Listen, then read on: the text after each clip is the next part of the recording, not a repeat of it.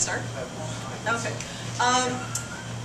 When Nellie told me that my name had been drawn, at first I kind of thought, well, I don't know if I should do it. I don't really consider myself to be an entrepreneur like some of the people in this room. But as I thought about it, I thought, well, of course I have a right to talk about it.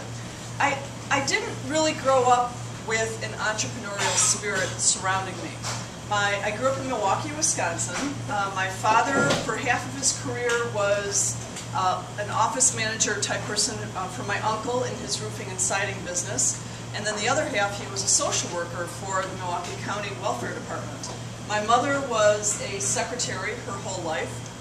So I didn't have any business exposure or self-starting messages. I was told, oh, you know, you can be a teacher, you can be a nurse, kind of the traditional roles that were pushed on young women in the 50s and 60s when I was growing up. I went to college and I got a degree and I became a social worker. I guess it runs in my family. My brother is also a social worker, though he has his own business, so I suppose you could say he's an entrepreneur, even though I don't think he actively pursues new ways of increasing his profits, which I think is part of the definition of being an entrepreneur. But when I had kids, I stopped working for a while, and then when I decided to go back to work, I knew I didn't want to go back to social work. So something was starting to stir in me, and I have to say that I kind of owe a lot of it to 9/11, which sounds horrible to say, but we were planning a trip to England for November of 2001, and we were going with another family, and then of course the tragedy of 9/11 happened, and travel literally came to a halt. And it took a long time for it to get some steam going again. But the family that we were going to travel with was not comfortable in going to England that November. So we decided to go on a cruise instead, partly because there were these phenomenal deals because no one was traveling. So we went to a travel agent who I had used a couple times before, and I'll make a long story short. She said to me, why don't you sell travel, Sue? And I said, wow, I've never sold anything in my life. I can't imagine. And then we talked, and then to make a long story short again, I started selling travel with her as an independent contractor. And so I've been doing this since 2001, but I would say that I haven't really felt like an entrepreneur until about a year and a half ago. And I had been coming to the YES meetings for 6 years back when it was at Steak and Ale.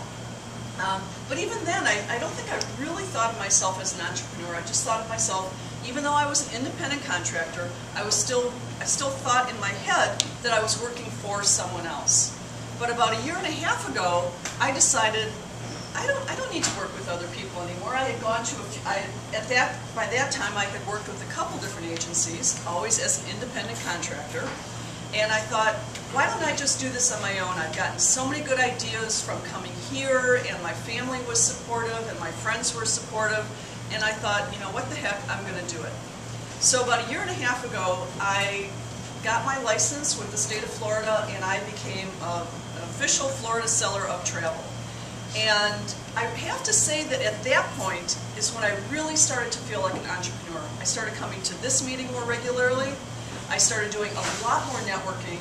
I started looking at some of the things that Andy was just talking about, how to increase my profitability, that there's a lot of things in travel that fit with what you were saying. You can try to sell luxury travel versus bargain basement travel. It's just as much work to sell a 20-day Crystal cruise to the Mediterranean as it is to sell a 3-day Carnival cruise to the Bahamas, and which is going to be more profitable. A lot of those things, selling travel insurance, selling shore excursions, so I just started looking at the business of travel much differently. I stopped looking at myself as a travel agent, who is someone that someone tells you what they want, you find the product, and then you sell it to them. As more like a travel consultant, where I really am trying to build my travel business. I'm trying to, the main way of doing that is offering superior, in my opinion, customer service, really helping people find the trip that is the right itinerary, the right trip for them, not just putting point A and point B, but really providing that service. So that's really how I my entrepreneurial journey. It's pretty much self-starting. I know a lot of times you talk about, you've heard people talk about new money and old money. I feel there's new entrepreneurs and old entrepreneurs, and I'm one of the new ones. I didn't grow up with it. I'm a self-starter, and that's my story. Thank you.